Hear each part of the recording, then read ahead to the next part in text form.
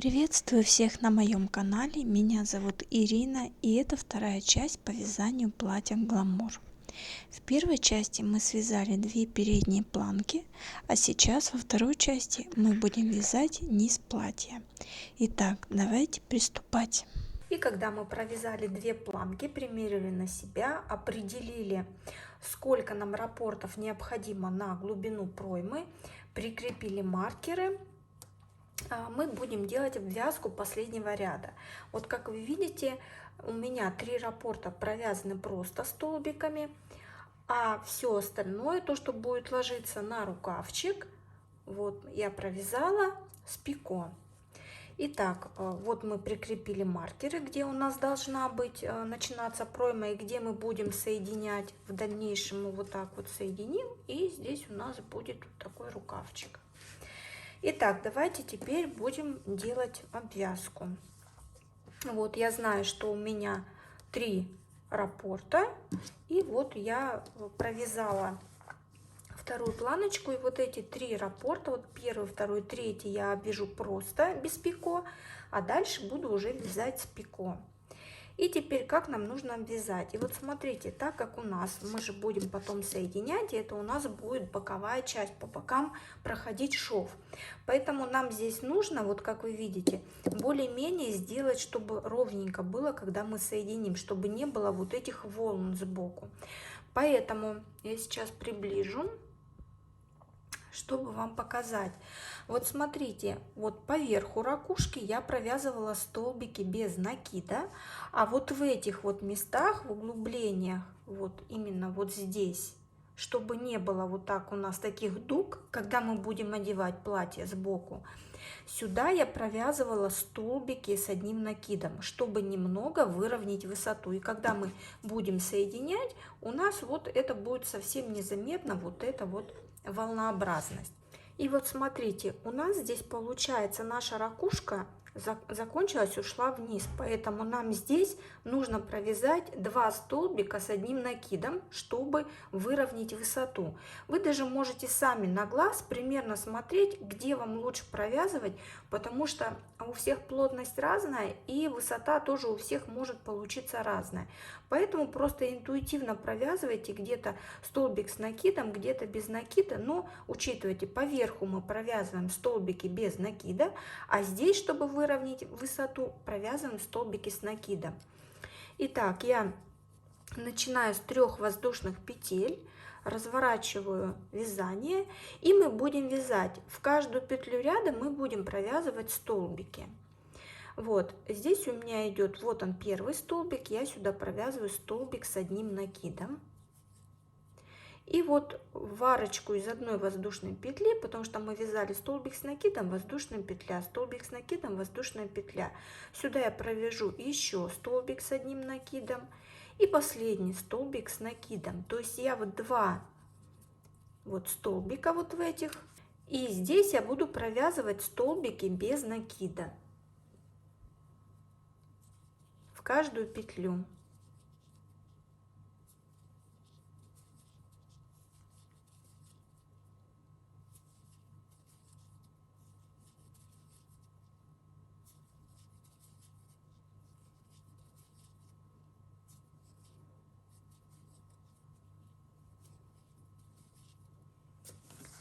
Вот я провязала, теперь у меня здесь получается, вот мы вначале провязывали столбики, и здесь мы тоже будем провязывать столбики. И вот смотрите, вот как вот я обвязывала, чтобы не было видно, вот как вот у меня, вот видите, ступенька здесь, чтобы не было видно вот такого перехода, поэтому мы с вами будем делать, я специально провязала, чтобы вам показать, что может быть ступенька.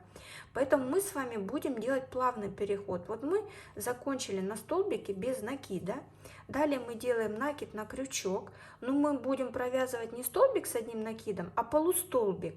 Мы вводим сюда крючок, но мы не провязываем столбик с одним накидом, а сразу протягиваем через 2 петли. То есть у нас получилось повыше, чем столбик без накида, но ниже, чем столбик с одним накидом. У нас получилась средняя высота. А далее вяжем уже столбики с одним накидом. Провязываем столбик с одним накидом следующую петлю, столбик с одним накидом, следующий столбик. Вот видите, и у нас получился ровный переход, у нас нету ступеньки. Я сейчас вернусь сюда, перевяжу, и дальше мы с вами будем вязать. Вот смотрите, я перевязала, и вот этой ступеньки у меня не видно. Я вместо столбика с накидом провязала полустолбик с накидом, и вот так у меня получилось, никакой ступеньки нету, поэтому вот я думаю, это наглядно видно. Все, я провязала раппорт, далее опять я делаю на следующий раппорт, перехожу, провязываю первый столбик с накидом, второй столбик с накидом, третий столбик с накидом, а четвертым мы вяжем, делаем накид, провязываем полустолбик с накидом. Вот я сделала накид на крючок, но не провязываю столбик с накидом, а протягиваю сразу через все петельки. Провязала, и далее вяжу уже столбики без накида.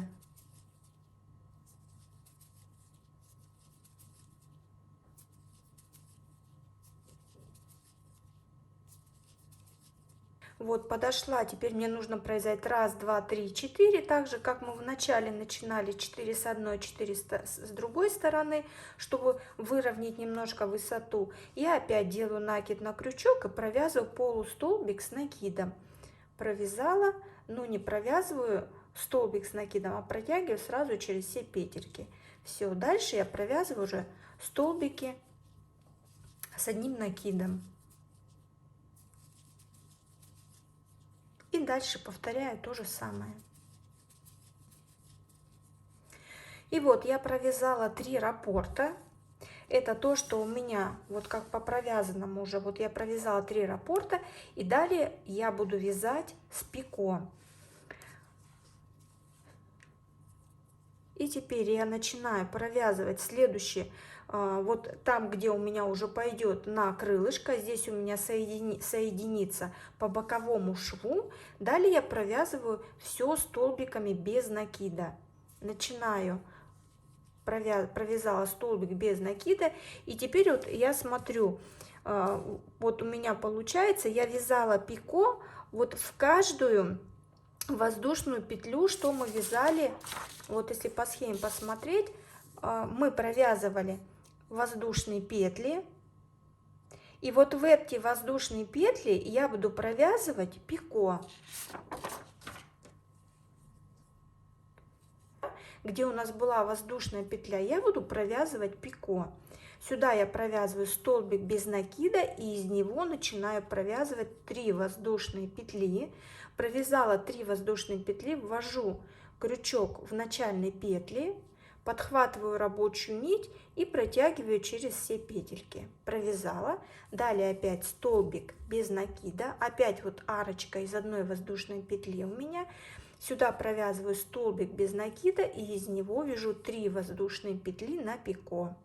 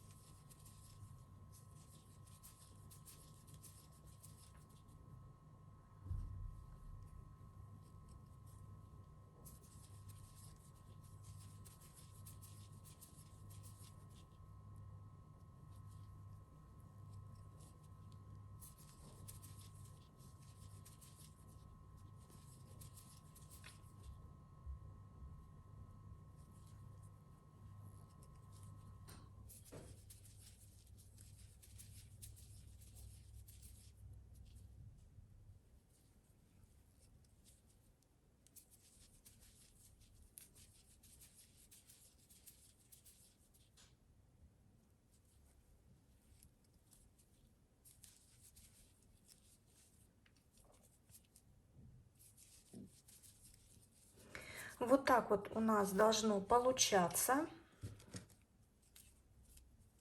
Вот тут подхватилась у меня, провязалась ниточка вот этой планки.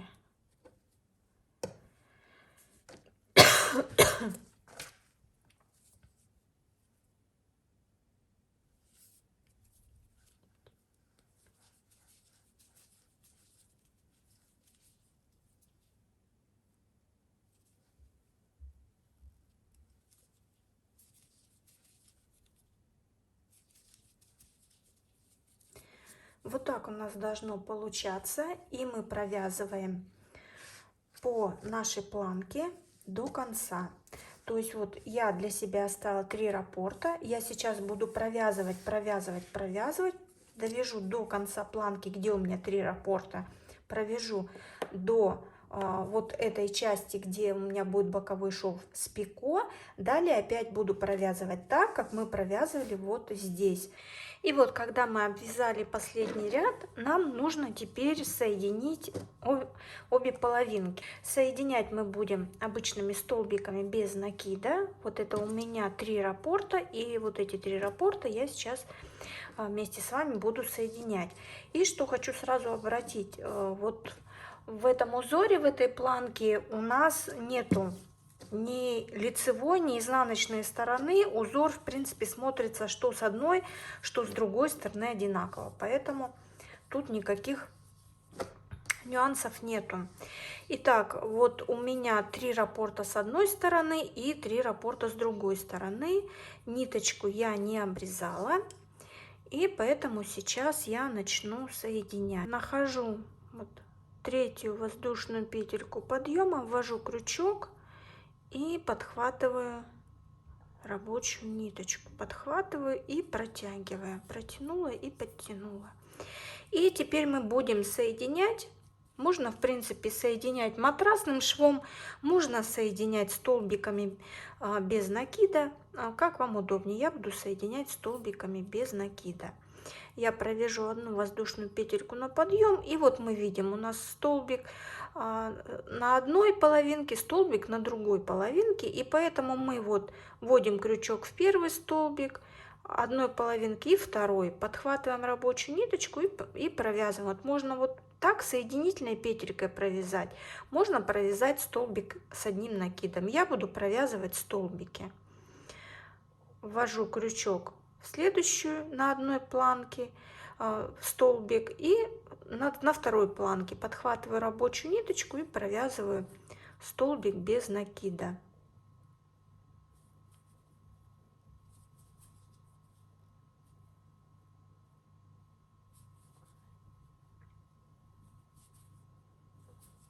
Вот так вот.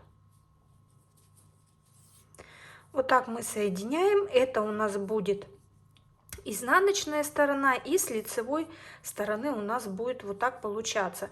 Поэтому мы должны теперь соединить вот столбиками, либо матрасным швом, соединительными петельками. Провязываем там, где вот мы прикрепляли маркеры, где вы для себя определили глубину проймы, одну и вторую планку соединяем и приступим дальше к вязанию.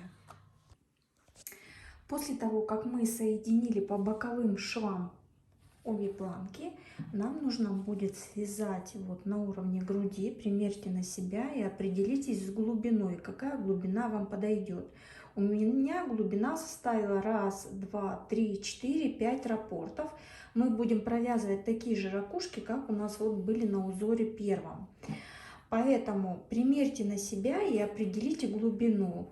Итак, вот наши 2 планки. На одной планке я уже провязала. Они у нас будут вот так вот соединены. Как вы видите, я уже сказала, что у меня здесь 1, 2, 3, 4, 5 ракушек. И мы это вяжем по схеме номер 1. По которому уже знаем, как вязать. И вот я подсоединяю рабочую нить, самую первую петельку, которая вот у меня здесь есть. Так, я подхватываю, подсоединяю рабочую ниточку. И, как мы знаем, по схеме мы начинаем ряд, воздушная петля и столбик без накида. Я провязываю воздушную петельку и в эту же петлю провязываю столбик без накида. Все, ниточку подтянула. И далее, как мы уже знаем, мы пропускаем 1, 2, 3 и в 4 петлю, 1, 2, 3 пропускаем, в 4 вяжем 7 столбиков с одним накидом и между ними по одной воздушной петле. И вот я считаю 1, 2, 3 и в 4 столбик я провязываю 7 столбиков и между ними 1 воздушная петля.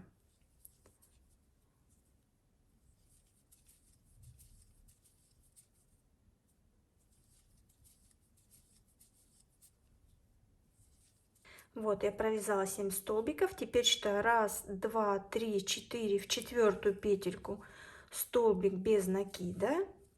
Опять накид на крючок. 1, 2, 3. В четвертую петлю опять провязываю 7 столбиков. Между ними по воздушной петельке.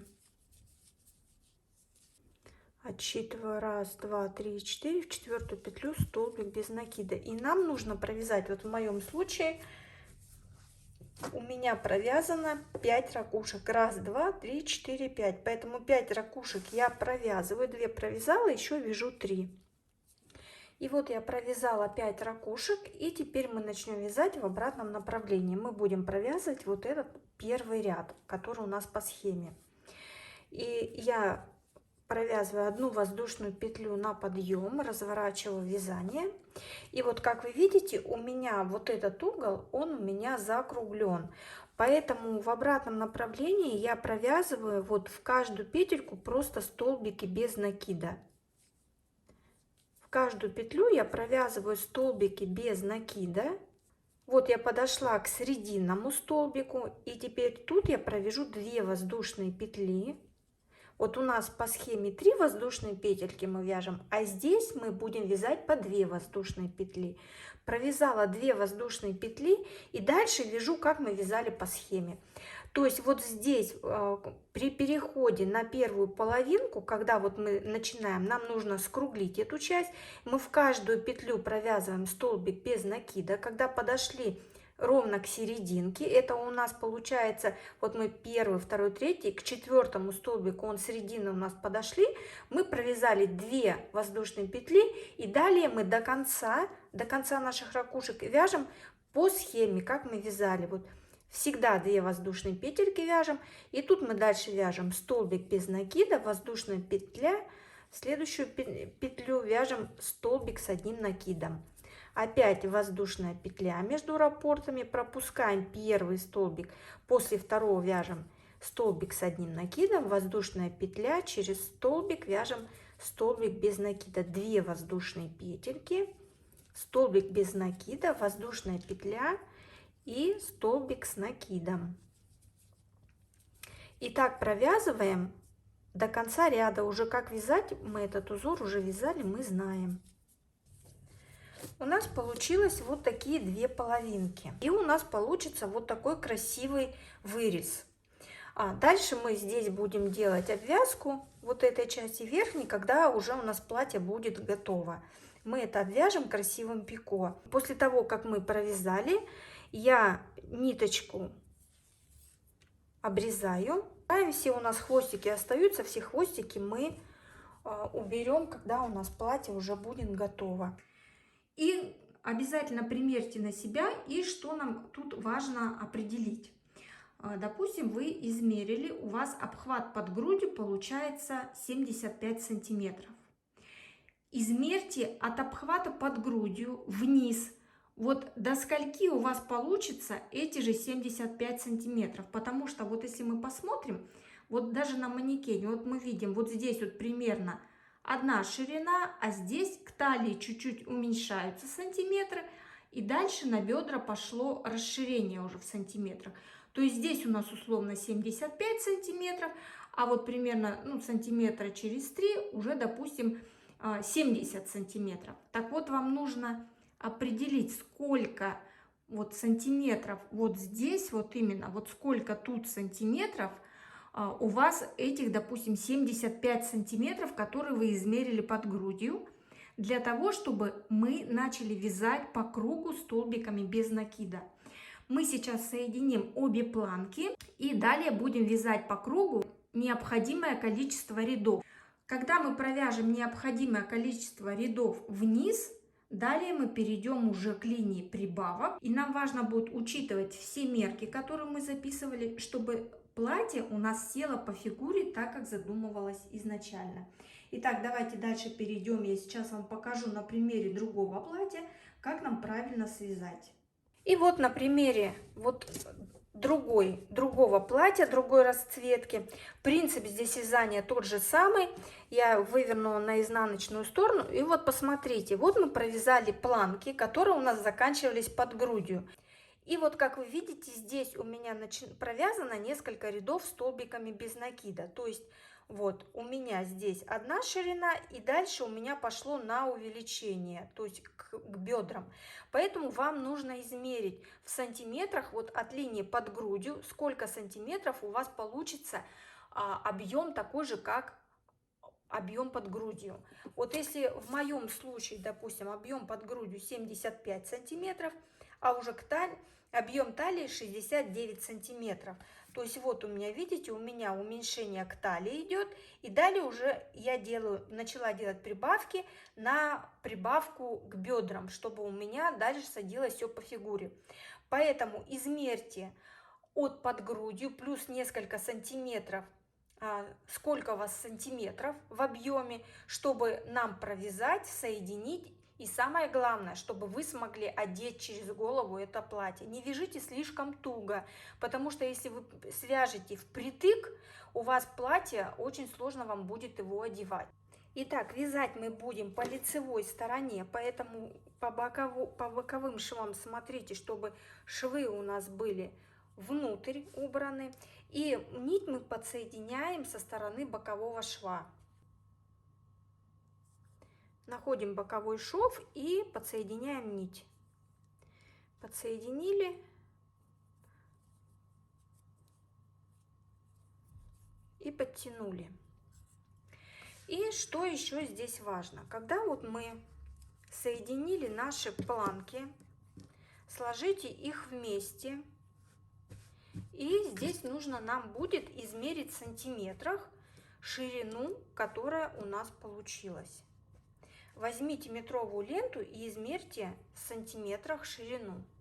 И вот я измеряю, и у меня получилось 40 сантиметров, 41 сантиметр. 41 сантиметр, если я умножаю на 2, у меня получается 82 сантиметра. То есть мы смотрим, у меня обхват под грудью 75 сантиметров. У меня получается свободные 7 сантиметров. Когда мы сейчас начнем провязывать ряды столбиков без накида и подвести сантиметры под необходимые вам сантиметры, чтобы у вас платье сидело более облегающе по фигуре. Поэтому мы сейчас с вами начинаем. Первое, это мы должны провязать столбики без накида и соединить наши все передние и задние планки, чтобы они у нас были соединены в круг. Поэтому мы провязываем столбики без накида. Сильно не затягивайте, вяжите как вам удобно. Сейчас пока просчитывать мы ничего не просчитываем, никакие петли. Нам важно сейчас просто соединить половинки по кругу. Поэтому давайте мы провяжем сейчас столбики без накида и соединим все в круг.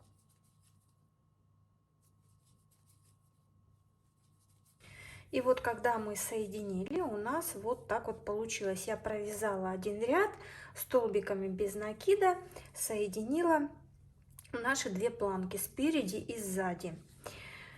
И теперь что мы делаем? Еще раз измерьте в сантиметрах. И как я уже вам показывала на примере своего другого платья, нам здесь нужно определиться. У каждого получатся свои сантиметры. Сколько нам провязывать рядов столбиков без накида под грудью. И теперь каждый на свои сантиметры начните провязывать. У кого-то получится 3, 4, 5 сантиметров по кругу столбики без накида. Если вы хотите немножечко уменьшить, чтобы, допустим, вы измерили, у вас получилось на 10 сантиметров больше, чем вы изначально измеряли ваш обхват под грудью. Провяжите несколько рядов столбика без накида и делайте убавки. Посчитайте, сколько примерно вам убавок нужно сделать, но лучше сильно и намного не убавлять и не делать вровень с вашими сантиметрами, которые вы измерили, иначе вам будет очень сложно это платье надеть на себя. Итак, я сейчас покажу, как я обязательно, вот когда вы провязали первый ряд, возьмите маркер и для себя прикрепите маркер там, откуда вы начинали вязать, чтобы вы знали, что это у вас начальный ряд. Тут нам считать ряды не обязательно. Нам здесь нужно именно провязать определенное количество рядов столбиков без накида. Итак, вот я дальше по этому ряду, который я провязала, я дальше провязываю столбики без накида. И, допустим, мне нужно делать убавки. Вот я посчитала, у меня получается, условно мы назовем первая, вторая, третья, четвертая половинки. И я, допустим, буду убавлять вот на одной половинке 4 петли убавлю, на второй 4 петли, на третьей и на четвертой. Всего, допустим, мне нужно убавить 16 петель. И вот я, допустим, начинаю вязать вот одну половинку и начинаю делать убавки. И вот я начинаю убавлять таким образом. Я ввожу крючок в одну петельку, подхватываю рабочую ниточку, во вторую петлю ввожу крючок. У меня получается 2 петли не провязаны, и я провязываю их вместе. То есть я ввела крючок в 2 петельки, а провязала, закрепила одной петлей. Из двух я сделала одну. Потом провязываю опять определенное количество петель.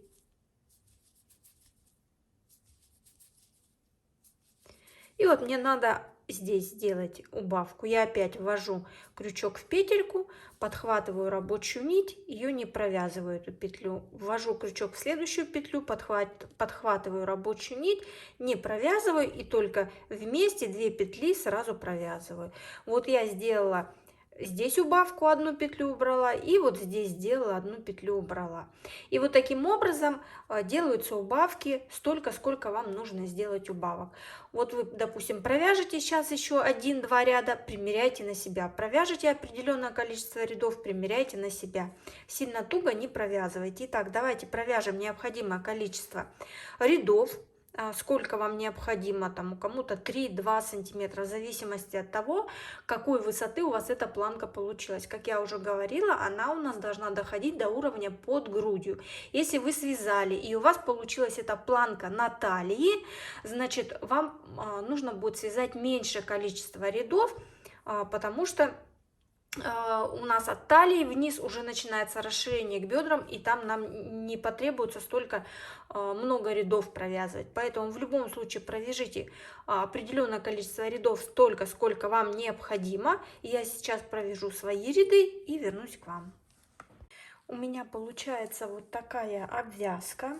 И дальше нам нужно как можно чаще примерять на себя. И для того, чтобы нам четче понимать, как у нас на нас вот эта верхняя часть нашего платья сидит, нам нужно с вами соединить спинку. Примерьте ее на себя. Это у нас передняя часть.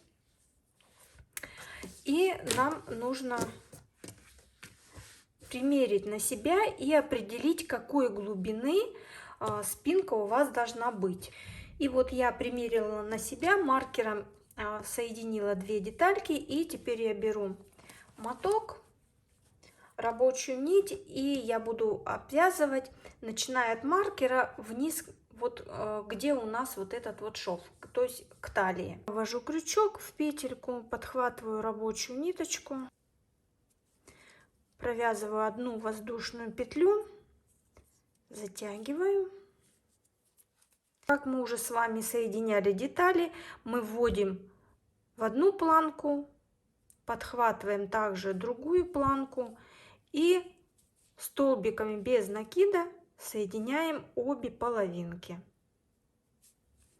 Соединяем аккуратно, не стягивая.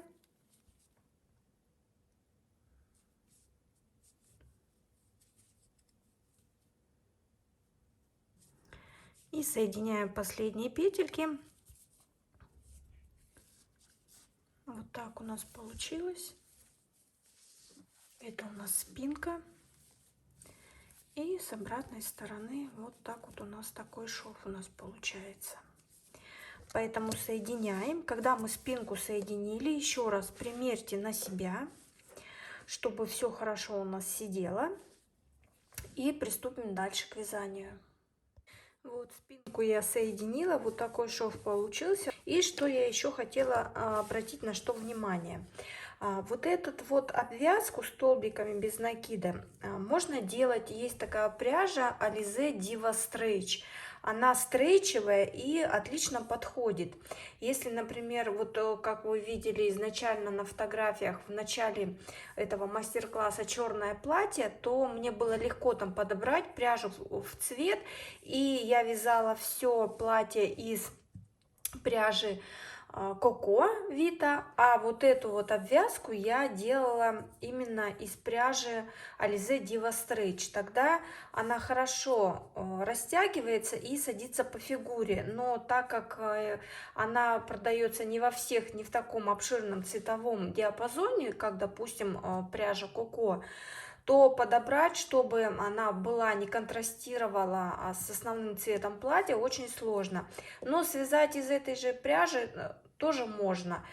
Просто придется более точные расчеты делать, нежели если бы мы вязали из какой-то стрейчевой пряжи. Там это было бы не так вот скрупулезно рассчитывать все, потому что она все же тянется. Но у нас наш хлопок, он тоже садится хорошо по фигуре, и тоже он дает небольшое такое растяжение. И если делать правильные расчеты, то у нас все хорошо получится. Итак, давайте дальше провязывать необходимое количество рядов, сколько вам еще нужно. Но мы до конца, до талии не довязываем. Я провяжу еще несколько рядов, и дальше я сделаю провязку также вот по этой схеме, как мы вязали вот в начале, когда начинали вязать передние планки. Мы провяжем несколько рядов по этой схеме, прежде чем дальше перейдем вот к этому, ко второму узору. Итак, девочки, вот смотрите, я показываю на себе, извините, что в таком виде, но по-другому не покажешь. Итак, вот я провязала несколько рядов, то есть это у меня соединила две планки и провязала несколько рядов.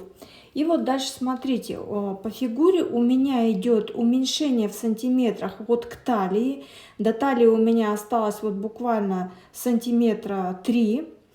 И когда мы провяжем вот эти вот несколько рядов, далее мы будем переходить на вот узор, которым мы вязали, начинали вот эти вот на планках, первый узор. И мы теперь должны измерить в сантиметрах вот сколько не по линии талии, потому что у нас к линии талии идет уменьшение, у кого талия бывает еще более выражена.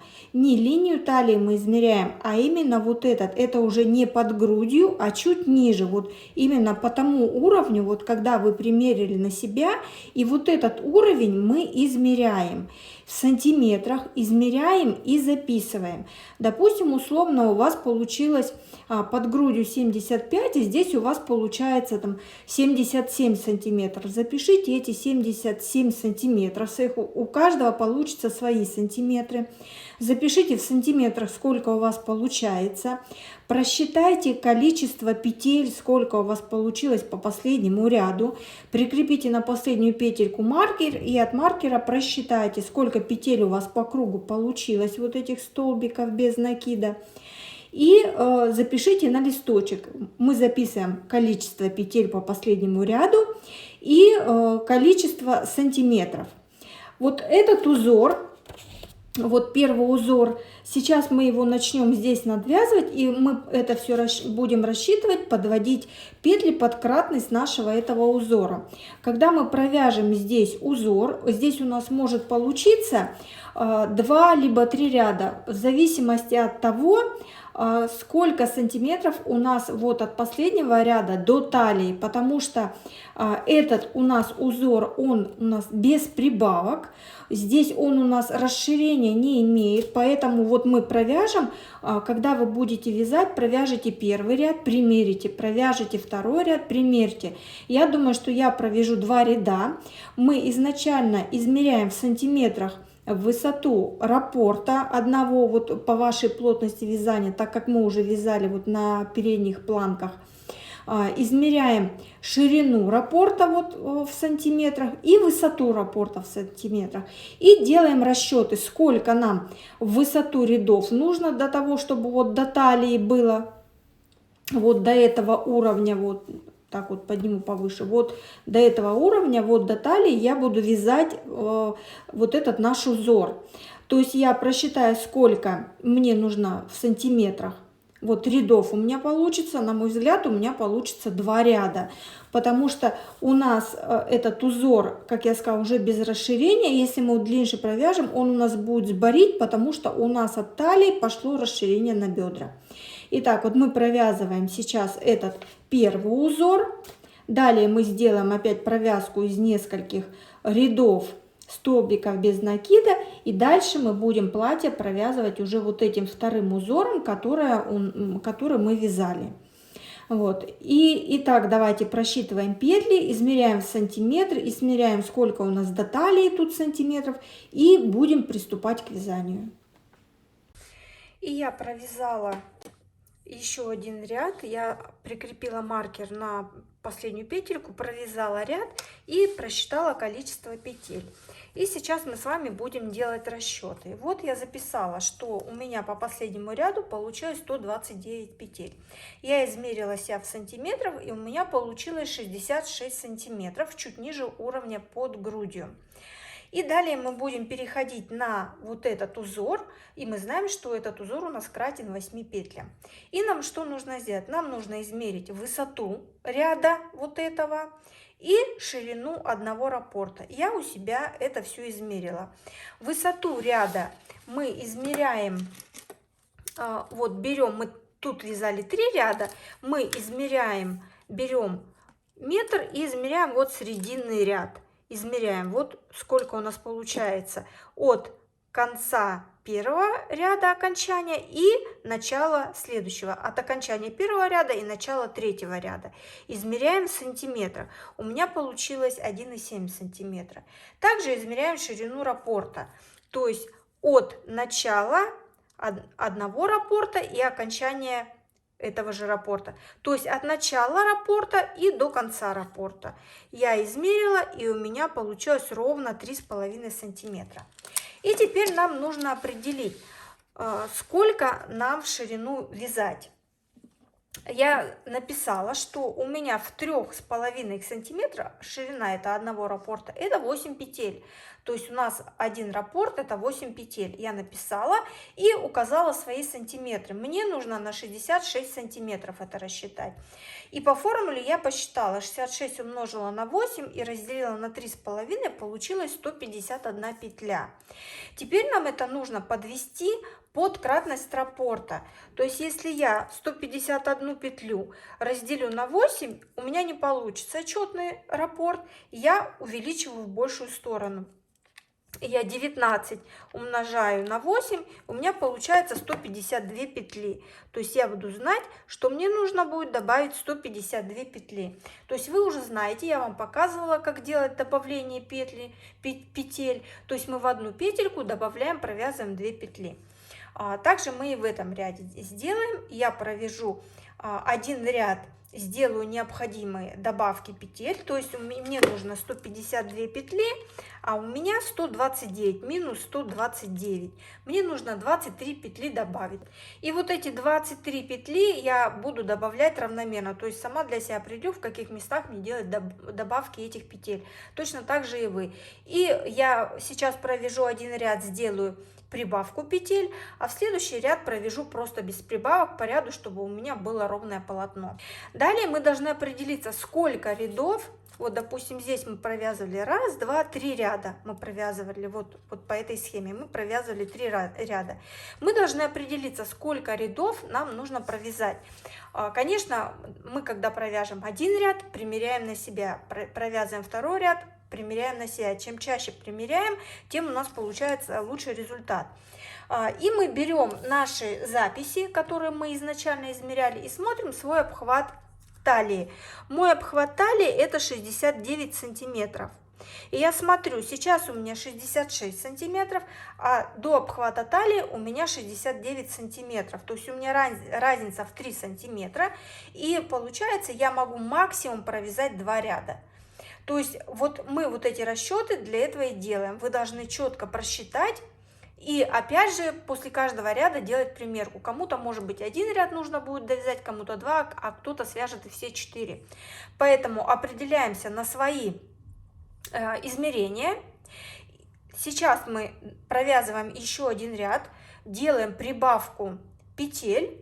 Когда мы сделаем прибавку петель, мы начинаем провязывать схему нашего узора. Как эту схему вязать, мы уже знаем, я вам показывала. Поэтому мы сейчас прибавим и переходим вязать на эту схему. Ссылку в видео я оставлю, как мы вяжем узор номер 1. Сложности не возникнет. Точно так же мы будем сейчас вязать. Если кто-то, можно сделать как? Можно отсюда, вот от линии под грудью, просто сделать достаточное расширение и не делать платье приталенное. Тогда определите для себя, какое расширение для вас наиболее приемлемо. Кто-то хочет пошире, пожалуйста, сделайте расчет и прибавьте необходимое количество петель и сделайте ваше платье более пышным и воздушным. Я же в своем уроке показываю более приталенный вариант, поэтому я буду показывать вам как и рассказывать, как делать именно это платье приталенное. Итак, давайте с вами вязать. Сейчас я провяжу по узору номер 1 свое необходимое количество рядов. Опять же, напомню, что после каждого ряда я буду примерять платье на себя. Когда я провяжу свои 2 ряда, далее я провяжу вот этот вот ряд столбиками без накида, как мы тоже вязали. Ссылочку я вам оставлю, как мы вязали этот узор. И уже вернусь к вам, буду рассказывать дальше, какие мерки нам нужно дальше снимать и как мы будем дальше провязывать наше платье. И вот я добавила необходимое количество петель и теперь приступила вязать наш узор номер 1. И вот я провязала ракушки, довязала до конца ряда, и так как здесь мы вязали поворотными рядами, то было в принципе все понятно, как ряд заканчивается, как начинается. Здесь же у нас ряд будет немножко начинаться по-другому, то есть я завершила ряд соединительной петлей в первую петлю, которую мы провязывали. Мы начинали с одной воздушной петли, вот как у нас здесь мы провязывали одну воздушную петлю и столбик без накида, и принялись вязать ракушки, вот этот ряд. Заканчиваем ряд, закончила ряд я соединительной петлей в первую петельку, которую мы начинали, можно заканчивать также столбиком без накида. И далее, вот как у нас на схеме показано, 3 воздушные петли мы здесь так и начинаем провязывать. 3 воздушные петли на подъем. В принципе, то же самое. У нас схема, она не меняется. Мы начинаем с 3 воздушных петель на подъем, провязали 3 воздушные петли на подъем, и дальше мы также и вяжем, как вязали. После второго столбика мы вяжем столбик с одним накидом, воздушная петля, столбик без накида.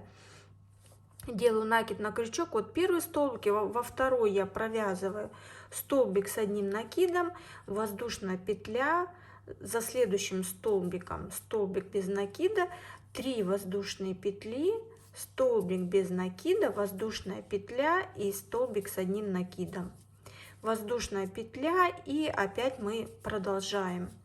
Когда мы провяжем этот ряд до конца, вот мы провязываем его, и здесь мы провязывали столбик с одним накидом.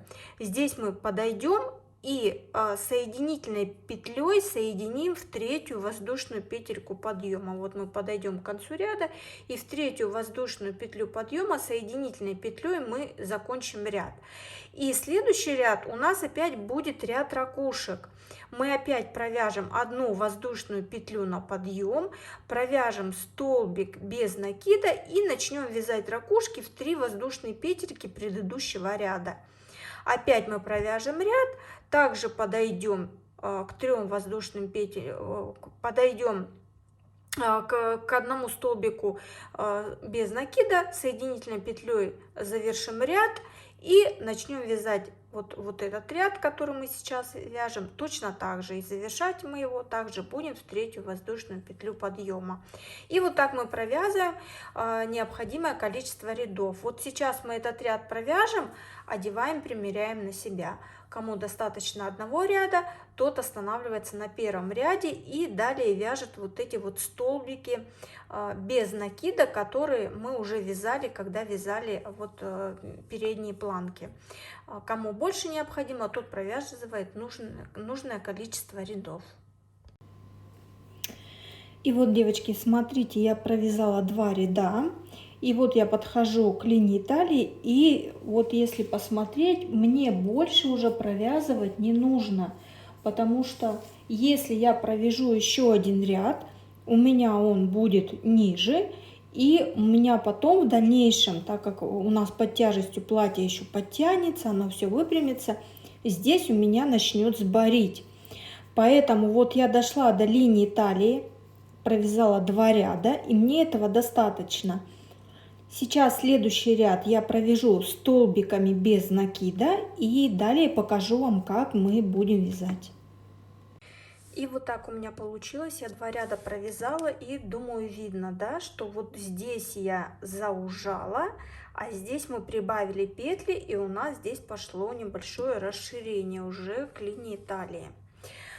Итак, мы смотрим, у нас по последнему ряду, когда мы провязали все петли, у нас должно получиться определенное количество петель, которое мы с вами изначально рассчитали по высоте, ширине ряда и столько сантиметров, сколько, как я говорила, мы должны были с вами измерить. У меня здесь по последнему ряду 152 петли. И далее мы с вами будем провязывать ряды провязок. Сейчас я вам покажу на примере вот все того же платья. Вот видите, мы вязали, вот здесь также провязывали узор, и далее у нас идут ряды провязок. Здесь я провязывала столбики без накида, но мы с вами будем вязать вот такие ряды провязок. То есть столбики без накида, потом столбик, воздушная петля, столбик и опять столбики без накида. Тем самым мы будем увеличивать, чтобы платье нам село по фигуре, мы будем увеличивать вот в этих рядах провязок количество петель, что будет нам давать возможность увеличить на определенное количество раппортов ширину нашего платья. Итак, мы провязали вот этот ряд. И теперь мы подошли к линии талии. Теперь мы должны определить, взять свои измерения, и так как мы будем вязать от талии к бедрам, то мы должны определить, что вот условно у нас наши измерения. Мы сейчас с вами дошли вот до обхвата талии. Но от обхвата талии до обхвата бедер у нас, допустим, в моем случае у меня обхват талии 69 сантиметров, а обхват бедер 88-89 сантиметров. И я не могу вязать сначала на 69, а потом резко перейти на 88. Нам нужно делать плавный переход вот между вот этими сантиметрами. Поэтому нам вот этот вот обхват талии и обхват бедер надо условно разделить еще вот как здесь написано обхват живота. Вот примерно разделите для себя еще, вот сделайте эту мерку и запишите. То есть у нас должно быть обхват талии, в моем случае 69 сантиметров, обхват бедер у меня возьму, допустим, 89 сантиметров, и срединная мерка, к примеру, у меня здесь получается средняя 80 сантиметров. Вот, и соответственно вот между вот этими мерками мы будем делать ряды провязок. То есть сейчас вот мы подошли к линии талии. Так как изначально мы делали измерение, у меня получалось 66 сантиметров. Сейчас мне нужно будет подойти на обхват талии, на свои 69 сантиметров. И я, соответственно, должна сделать расчет. Возьмите листочек и вот возьмите обхват талии, вот эту срединную мерку и обхват бедер. И сразу сделайте расчет. вот как мы здесь сделали. Для этого я возьму новый листочек, так как мы будем переходить дальше, у нас будет вот этот узор, и нам точно так же нужно будет сделать расчеты. То есть мы сделаем расчеты высота ряда и ширина раппорта. И в моем случае высота ряда мы определяем от окончания вот первого ряда и началом второго. То есть мы берем вот максимально. У меня это получается 2,5 сантиметра. Вот здесь начало и окончание второго. 2,5 сантиметра. 2,5 сантиметра я пишу. И смотрим ширину раппорта от начала раппорта и до конца раппорта. Также мы это все измеряем. И у меня получается это 5,4 сантиметра. 5,4 сантиметра.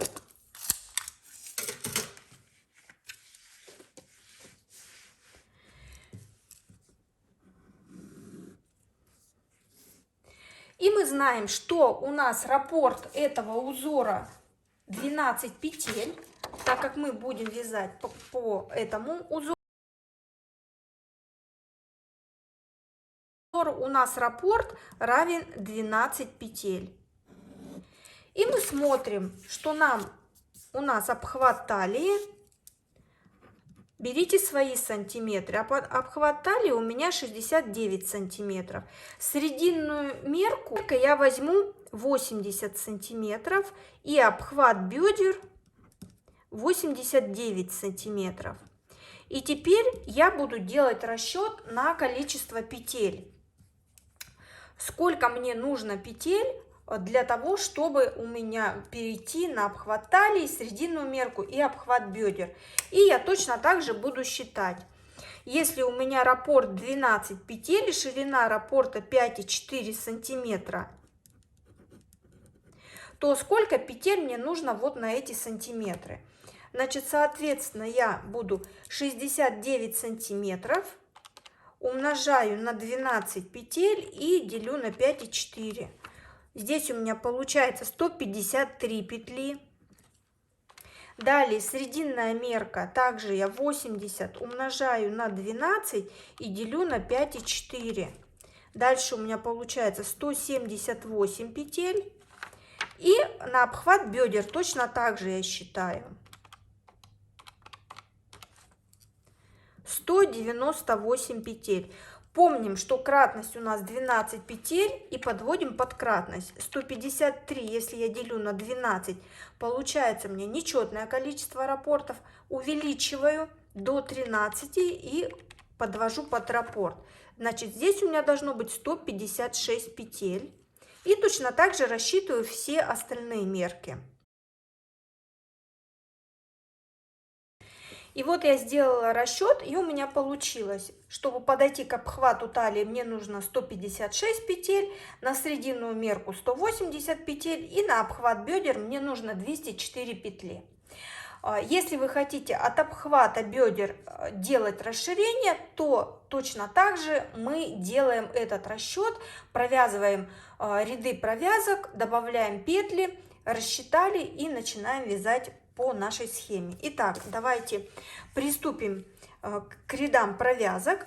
И так как вот я провязала последний ряд, и у меня по последнему мной расчету, который мы делали с вами до этого, вот по этому расчету, где я брала именно обхват чуть ниже под грудью, у меня было 152 петли. Сейчас мне нужно добавить 4 петли, чтобы перейти на наш вот этот узор номер 2. И я сейчас провяжу ряд столбиков без накида. И сейчас я вам хочу показать схему, по которой мы будем провязывать ряды провязок. И вот по такой схеме мы будем провязывать ряд провязки. Так как я провязала вот 2 ряда, я ряд провязала столбиками без накида по схеме, которую мы вязали по этой схеме. Последний ряд у нас провязывается столбиками без накида. Вот, я записала, что здесь в этом ряде у меня 152 петли. 152 петли, это вот мы рассчитывали, когда измеряли обхват чуть ниже под грудью, как у нас получилось. Вот эти 152 петли. Сейчас мы с вами сделали расчет на обхват талии, промежуточную мерку мы взяли и обхват бедер. Сейчас мне нужно добавить петли, чтобы мне подойти к 156 петлям на раппорт кратный 12 нашего узора номер 2. И вот я для себя пишу, вот этот ряд, вот он у меня, я провязала после 2 рядов, у меня здесь 152 петли. Я провязала столбики без накида. В следующем ряде столбиков без накида я написала, что я добавляю петли. Я здесь добавлю свои, вот мне нужно 156 петель. Я добавлю 4 петли, и у меня здесь будет 156 петель. Следующий ряд я провязываю без прибавок. И далее вяжу следующий ряд: столбик, воздушная петля, столбик, воздушная петля, столбик, воздушная петля. То есть столбик с накидом, воздушная петля, столбик с накидом, воздушная петля. И далее провязываю еще 2 ряда столбиков без накида, уже без каких-либо прибавок. И вот такие вот ряды провязок мы делаем всегда, когда нужно добавлять петли. Вот когда я провяжу вот этот ряд провязки, я сейчас добавлю петли, мне нужно добавить 4 петли, перейду на вязание нашего узора номер 2. Мы также знаем, как его вязать, я ссылочку добавлю, вязание узора номер 2. И когда я провяжу необходимую высоту, а для этого мы с вами измеряли высоту ряда, у меня высота ряда 2,5 сантиметра, а разница между вот обхватом талии и срединной меркой у меня получается 10 сантиметров. То есть я должна провязать всего буквально 4 ряда и сделать примерку на себя. Но примерку мы делаем, я бы советовала делать через каждый ряд 2. Провязали ряд 2, примерьте на себя. Когда я провяжу необходимые мне сантиметры, определенное количество рядов, я примерю на себя, и опять точно так же по этой схеме, вот я сделала расчет, опять я буду делать ряд провязки, рассчитывать количество петель, добавлять петли и опять далее уже по прибавленным петлям переходить на этот узор. То есть вот это основной блок, который нужно понять и сделать расчет. Если вы хотите не вязать платье по фигуре, а делать его более свободным, допустим, от талии расширяющимся, то, соответственно, посчитайте количество сантиметров, сколько вы хотите добавить на пышность нижней части платья, и точно так же в рядах провязки прибавляйте определенное количество петель на необходимую вам ширину платья. Итак, я думаю, это все понятно. Сейчас я начну провязывать ряды провязок, и далее, когда я провяжу ряды провязок, я перейду на вот этот наш узор, который мы уже знаем, как вязать, и при переходе ряда я обязательно вам покажу, как мы это будем делать. Итак, сделайте для себя расчет. Обхват талии, срединную мерку, можно взять обхват живота, если у вас животик выпирающий, пожалуйста, можете взять эту мерку. И еще раз напомню, примеряйте через каждые несколько рядов, чтобы платье вам село четко по фигуре и не пришлось потом перевязывать. И вот я сделала обвязку, я провязала ряды необходимые. Здесь можно варьировать в зависимости от того, какой вариант вам больше нравится. Вы можете либо вязать 2 ряда, либо здесь больше рядов увеличивать, 3 ряда, то есть в зависимости от того, как вам нравится. Я провязала ряд провязки, и теперь я перешла, так как мы подвели петли под кратность нашего узора равного 12, я перешла на этот узор, и этим узором мы будем вязать весь низ нашего платья. И как мы помним, что мы начинаем с одной воздушной петли подъема, вот у нас здесь ряд начинается, воздушная петля подъема и столбик без накида, и отсюда мы начинаем вязать арки из 5 воздушных петель. Вот я начала провязывать арки. Мы, когда провяжем арки, начинаем провязывать 5 воздушных петель на подъем и провязываем веера. Как вязать этот узор мы знаем, мы провязывали его на наших вот этих передних планках, мы его вязали, и как начинать этот узор мы тоже знаем, поэтому я его показывать вам уже подробно не буду, я ссылку оставлю, когда провяжете несколько рядов по этой схеме. И если вы видите, что провязали буквально, допустим, 2-3 ряда вот по этому узору, примерьте на себя. Если вы видите, что вам нужно уже добавить определенные сантиметры, сколько-то, опять сделайте расчет, провяжите ряды провязок. Вот по вот этой схеме, которую я вам показывала, как вязать. И также вы знаете, вот мы здесь на передних планках также провязывали точно так же, как сейчас мы провязали этот ряд провязки. И опять добавляем петли, добавляем нужные сантиметры и переходим на вот этот узор. Я сейчас провяжу, примерю на себя, еще раз вам покажу, как это у меня выглядит и откуда я опять буду делать прибавку. И дальше мы с вами уже встретимся, когда я провяжу несколько рядов. Итак, давайте провяжем. Я провязала ряд провязки и приступаю вязать схему узора номер 2. И вот первый ряд мы провязываем арки у нас из 5 воздушных петель. Когда я провязала вот первый ряд, я соединила в первый столбик, вот который мы вязали воздушную петлю, столбик без накида и пошли вязать арки. Провязала. Теперь дальше мы провязываем 5 воздушных петель на подъем. И я начинаю провязывать, нам, так как у нас новый ряд начинается, вот видите, у нас переход от раппорта к раппорту у нас должен составлять 5 воздушных петель. Если мы условно разделим, так как у нас сейчас будет, вот представим, что это у нас начало ряда, вот допустим первые 2 раппорта, это у нас начало ряда, а это у нас окончание ряда. Мы закончили вот здесь. Мы провязываем сейчас петли подъема, провязываем 1, 2, 3 воздушные петли на подъем, провязали, и 2 воздушные петли мы провязываем на одну половинку, то есть вот у нас начало ряда. Мы провязали 3 воздушные петли на подъем, 2 воздушные петли на ряд, столбик без накида и вяжем дальше. Так, как у нас по схеме получено. Когда мы подойдем к окончанию ряда, мы провяжем последнюю ракушку, столбик без накида, провяжем 2 воздушные петли и соединим в 3-ю воздушную петлю подъема. Тогда у нас получится полный раппорт. И вот я провязала первую, вторую, 1, 2, 3, 3 воздушные петли, 2 петли на ряд и провязываю столбик без накида в арку из 5 воздушных петель, то есть как по схеме.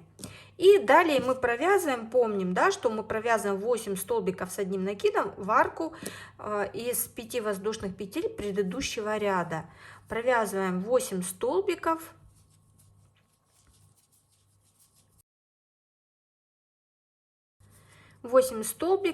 Столбик без накида в арку, 5 воздушных петель, столбик без накида и опять повторяем следующую арку, столбики с одним накидом, 8 столбиков в арку мы провязываем. И так мы провязываем до конца ряда. В конце ряда мы провязываем 2 воздушные петельки и соединяем вот в эту вот.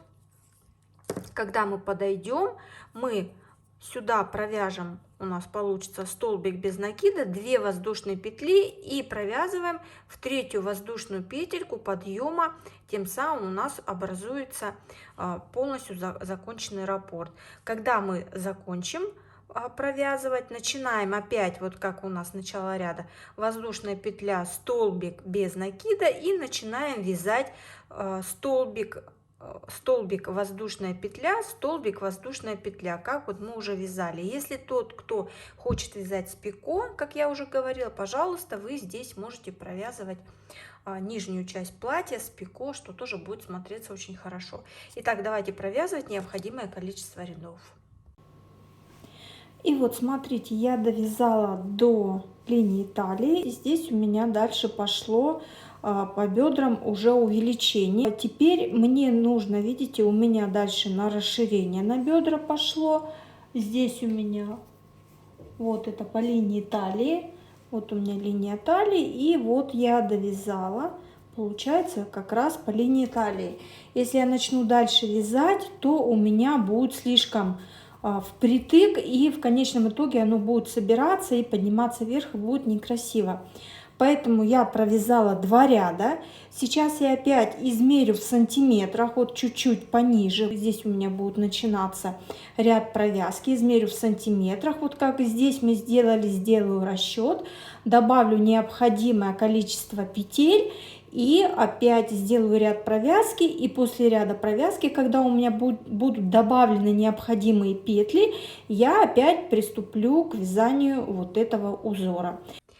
И вот теперь я буду делать ряд провязки.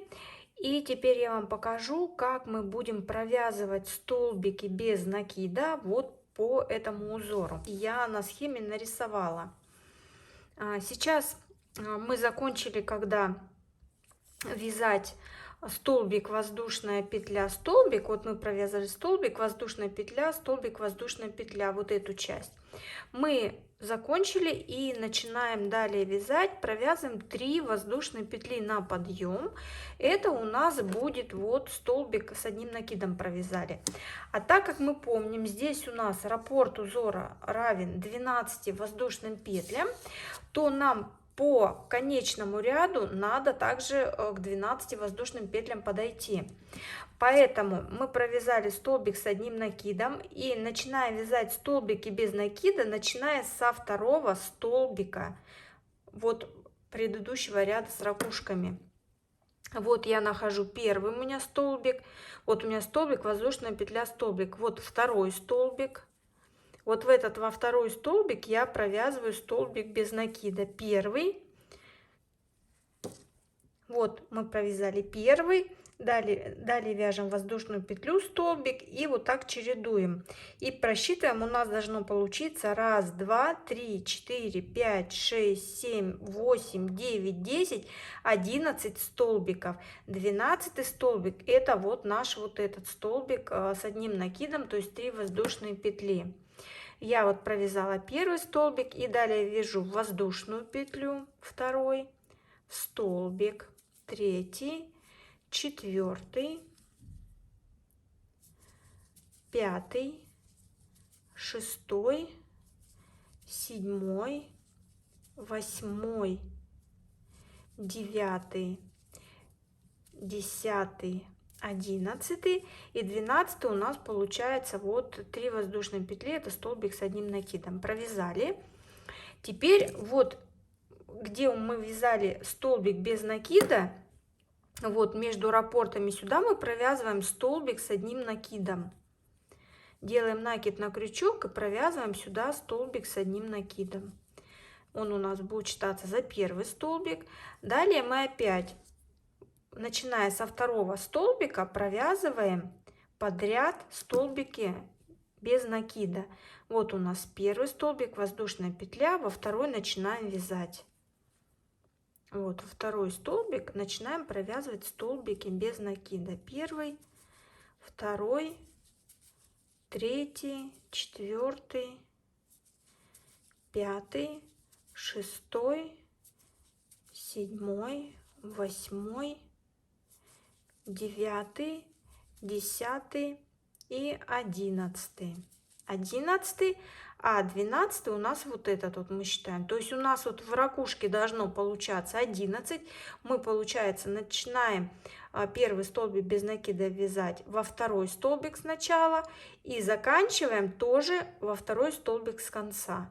Здесь у нас на ракушке получается 11 столбиков, и столбик с одним накидом, который мы провязали вот в начале, это у нас 12 столбик, как раз который получается на раппорт. И так мы провязываем до конца ряда. Получается, мы провяжем столбики без накида, далее мы начинаем провязывать вот, как мы уже знаем, ряды провязки. Провязываем, добавляем необходимое количество петель по нашему расчету, который мы делали расчет. Провязываем ряд провязки, петли прибавили и опять начинаем провязывать вот по этой же схеме, как мы уже вязали.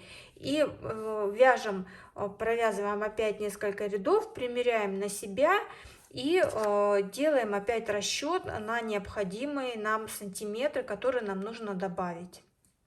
И вот что у меня получается. Вот у меня от уровня под грудью. И вот я провязала, получается, вот первый ряд провязки, второй ряд провязки. То есть я провязывала 2-3 ряда. Вот буквально тут у меня по 2 ряда, 2 ряда, 2 ряда, 2 ряда. Примеряя на себя, если чувствую, что мне нужно добавлять расширение, я считаю по петлям на свою плотность вязания, как я вам уже рассказывала, как я рассчитываю, делаю ряд провязки. И вот я довязала до бедер, и все, больше я не делала прибавку. И вот смотрите, вот я довязала до линии бедер, получается, и вот как можно еще делать ряды провязки. То есть я вам показываю основную суть, но вы можете варьировать под свое усмотрение, что-то, какие-то свои элементы добавлять. Если здесь вот у нас ряды провязки были по схеме, как я показывала, 2 ряда столбики.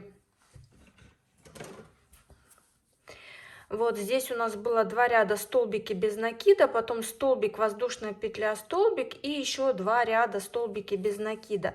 То здесь я провязала 2 ряда столбики без накида, столбик, воздушная петля, столбик, потом ряд столбики без накидов, ряд столбики с накидом и еще 2 ряда столбики без накида, и начала вязать уже основной узор. То есть вы вот эти ряды провязки, вы можете их варьировать сами.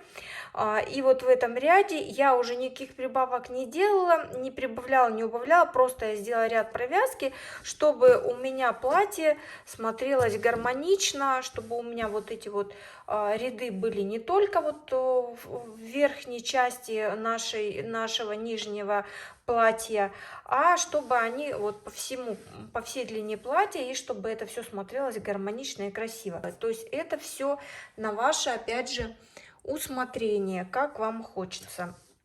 У нас сбоку будет получаться вот такой вот боковой шов. Вот так он смотрится, аккуратно проходит. У вас он тоже, я поэтому и рекомендовала, чтобы мы начинали сбоку вязать по кругу, чтобы вот этот боковой шов, он у нас оставался сбоку, и он будет не так заметен. Сейчас я буду довязывать длину. И вот я провязала необходимую мне длину платья, и я вам сейчас покажу, как я закончила. Вот я провязала, у меня были провязаны ряды провязок, потом я вязала нашим узором основным, это узор номер 2. И вот я все вязала по вот этой схеме. Мы вязали столбик, воздушная петля, столбик, воздушная петля. Я вязала без пико. Потом я провязала ряд провязки, вот как я вам показывала. И дальше вот последние ряды уже я провязывала с пико. Вот видите, у меня пико. Но это на ваше усмотрение. Вы можете провязывать так с пико, можете не провязывать. Последний ряд я провязала также, я его провязала вот как мы вязали: столбик, воздушная петля, столбик, воздушная петля, вот как вот здесь вот мы провязывали. Потом провязала ряд столбиков без накида, и последний ряд я провязала столбики с пико. Вот у меня вот так получилось. Я уже не стала показывать, потому что тут ничего сложного. По последнему ряду я провязала столбики без накида, и еще один ряд я провязала, 3 петли провязывала столбики без накида, в 4-ю провязывала пико. Думаю, тут ничего сложного. В принципе, можно даже так не обвязывать, а провязать просто по схеме. Вот как если бы мы вязали столбик, пико, столбик, пико, столбик, пико, что будет тоже хорошо смотреться. Я провязала вот этот вот последний ряд, можно так сказать, вот как вот мы на рукавчиках провязывали столбики без накида с пико можно вот точно так же обвязать низ платья. И теперь мы переходим к нашей верхней части, и теперь нам осталось только обвязка выреза. Поэтому я сейчас выверну на изнаночную сторону.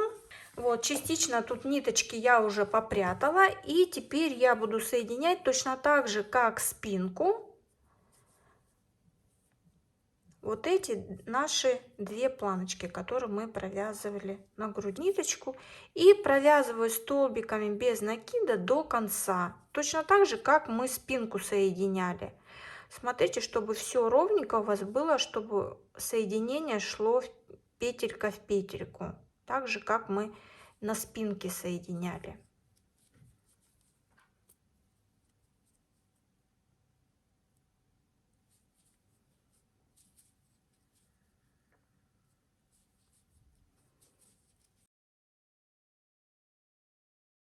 Провязала последние петельки, немножко разворачиваюсь в обратном направлении и ниточки прячу вот в эти петельки, просто ввожу и протягиваю как бы немножко вниз, чтобы закрепить и хвостики, чтобы у нас не торчали. Все, обрезаю ниточку.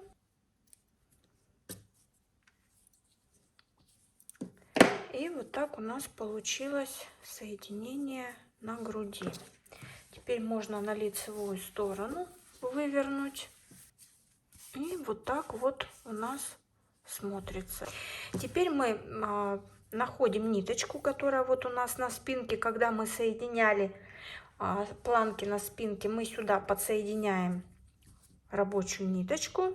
Подсоединили рабочую ниточку, и теперь мы вот, начиная от спинки, от этого места, где у нас соединение, мы провяжем столбики без накида с пико, дойдем до выреза на груди и по кругу вернемся опять к этому месту и тут закрепим ниточку.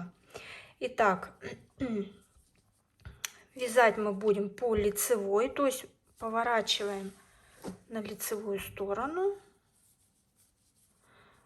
подхватываем, выводим на спинку ниточку и начинаем провязывать. Одна воздушная петелька и провязываем. Я буду провязывать в каждую третью петлю. Вот я первую провязала петельку, вторая петля, третья, и в третью я провязываю пико. Делаю 1, 2, 3 воздушные петли, ввожу крючок в первые петельки, подхватываю рабочую ниточку и провязываю пико. Опять дальше провязываю первый столбик, второй, третий, опять 3 воздушные петельки, ввожу крючок петли основания и протягиваю рабочую ниточку. И вот таким образом я провязываю, вот так у меня будет получаться, если шаг у меня будет на третьей петельке.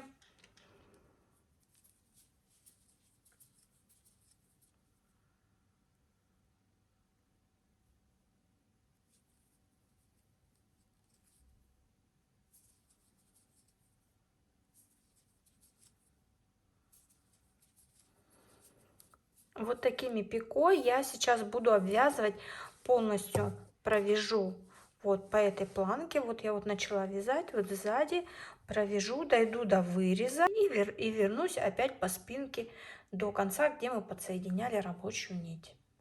И вот я провязала, сейчас я вам покажу, как у меня на груди получилось, как я провязывала. Вот я отсюда от спинки начинала, я провязала от спинки, прошла шаг у меня на третью петлю, я провязывала пико, и здесь вот я подошла на предпоследней петле, провязала пико, сюда провязала 2 столбика без накида и также провязала пико, развернулась и дальше пошла провязывать всю горловину. И вот так вот у нас получилось. Я вообще люблю пико, мне кажется, я пико обвязывала бы все что угодно. Мне кажется, оно очень красиво смотрится и так нежно. Все, получается, наше платье готово. Осталось нам только вот в каких местах у нас не спрятаны ниточки. Нам осталось спрятать ниточки и постирать наше платье, чтобы оно приняло нужную форму. Потому что когда мы вяжем, у нас где-то тут подтянулось, там растянулось и выглядит не совсем приглядно. А когда мы постираем, у нас все выправится. И сейчас я расскажу, как мы должны стирать наше платье. Мы обязательно его аккуратно складываем. Примерно вот так вот складываем в мешочек для стирки. Используем любое жидкое моющее средство. Стираем 30 градусов. Можно на короткой стирке. Жидким моющим средством. Обороты не важно тут какие обороты, так как это хлопок мерсеризированный, ему ничего не будет, тем более мы стираем в мешочке для стирки. Когда мы постирали, мы раскладываем на ровную поверхность, придаем форму и на ровной горизонтальной поверхности сушим. Также хочу обратить внимание на то, что если кто-то связал, вы на себя примерили, и получается у вас вот в этой области вам широко, то есть либо широко, либо свободно получилось, либо вы связали как-то не совсем рассчитали петельки, и вот хотелось бы, чтобы здесь было чуть поуже и сидело лучше по фигуре. Я предлагаю здесь добавить небольшой поясок, вот примерно вот такого формата. Я брала 2 ниточки. Платье мы вязали в одну нить, поясок можно связать в 2 нити. Я оставлю ссылочку, как связать пояс легко и быстро. Вы можете перейти в описание и посмотреть, как связать пояс. Я это для примера связала. И если у тех, у кого получилось как-то широко, вы можете связать пояс и вставить его вот в эти отверстия перед провязками вот этими, то есть под грудью. Вот именно вот сюда можно вставить поясок, он будет, в принципе, он тоненький, и его, если сделать в цвет, либо добавить еще люрекс, будет смотреться, в принципе, очень даже неплохо. И вот, девочки, я постирала, на сушилку разложила, и сразу хочу вот вам показать про боковые швы. Так как они у нас здесь вот такой вот узор, то мы, когда положили на сушилку, мы вот так вот маленечко подтягиваем и выпрямляем, чтобы когда у нас высохнет, у нас здесь было более-менее ровненько. Тогда ничего пузыриться у нас не будет. И наше платье готово. Носим мы его, конечно же, с любовью, с удовольствием. Мне было очень приятно с вами вязать. Надеюсь, вы это платье будете носить не только по праздникам, но и в будни. И свяжете себе еще не один вариант такого платья в других цветовых расцветках. Поэтому поставьте мне лайк, мне будет очень приятно. Подписывайтесь, кто еще не подписан. И до встреч на новых интересных видеоуроках.